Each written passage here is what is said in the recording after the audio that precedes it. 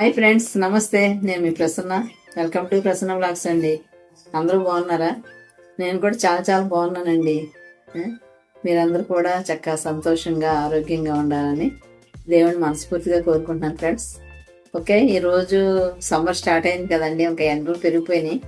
అందుకనే ఒక చలువ చేసే ఒక చిన్న రెసిపీ, సింపుల్ రెసిపీని మీ ముందు తీసుకొచ్చానండి.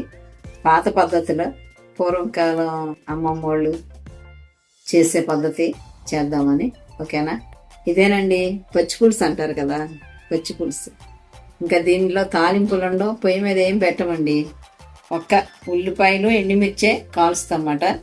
ఇవి చాలా రకాలు చేస్తారండి. నేను ఒక రకం చేసి చూపిస్తాను. చాలా సింపుల్గా 5 minutes కంప్లీట్ అయిపోయింది.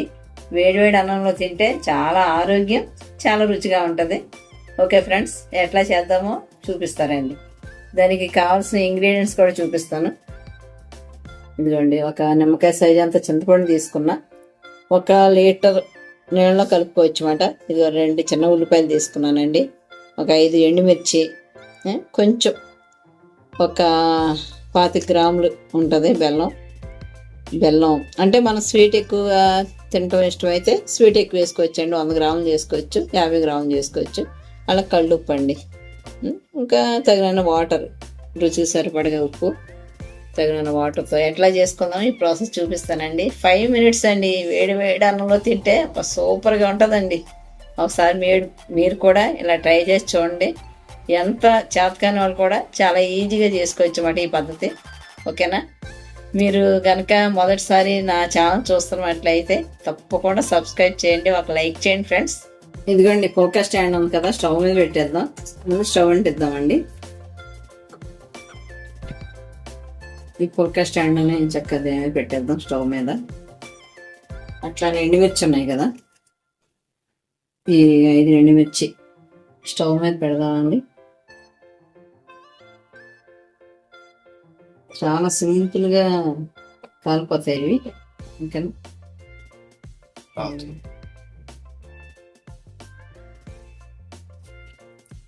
కాల్చుకోవడం చాలా మండిపోతున్నాయి చూడండి. అసలు ఏ పక్కన పెట్టేసుకున్నా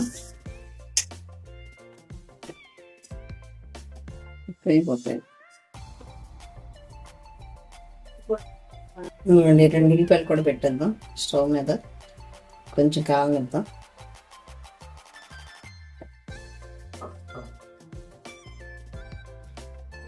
ఇవ్వండి, కొంచెం కాలితే చాలు, ఎక్కువ అసలు జస్ట్ ఆ పై తొప్పర వరకు ఇలా కాలితే చాలండి.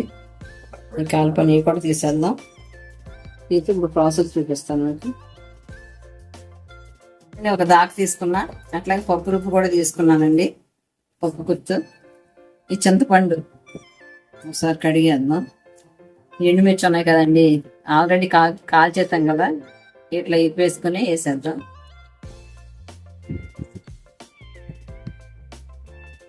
కాల్చాం కదండి, ఈ బెల్లం కూడా వేసేద్దాం.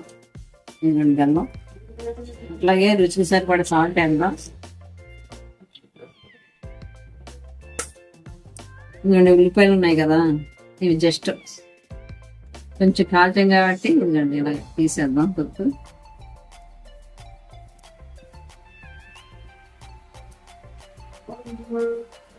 ఇది లైట్గా కాల్చడం వల్ల కూడా మంచి ఫ్లేవర్ వస్తుందండి. చీపులు చేసుకుంది.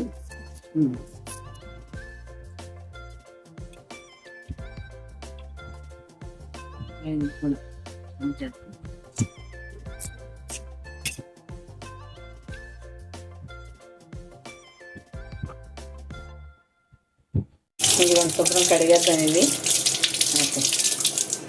కడిగినవి ఇలాగా ముక్కలు చేసుకున్నాం అండి. చింతపండు దీనికి వేసేద్దాం. ముక్క కూడా వేసేద్దాం. వేసి ఇప్పుడు పప్పు రుచితో శుభ్రంగా ఇలాగ చేద్దామండి. ఓకేనా? ఇదిగోండి, పప్పు రుచితో ఈ విధంగా వచ్చినాయి. ఇప్పుడు చేయి పెట్టేసామాట. కొంచెం వాటర్ వేద్దాం. వాటర్ వేసి కలుపుదామండి, బాగా పిసుకుదాం అన్నమాట.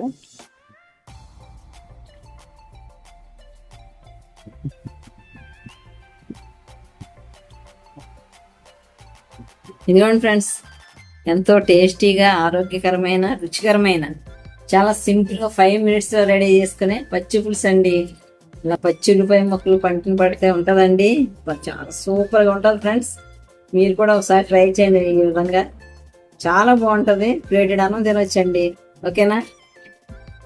Okay, thank you for watching.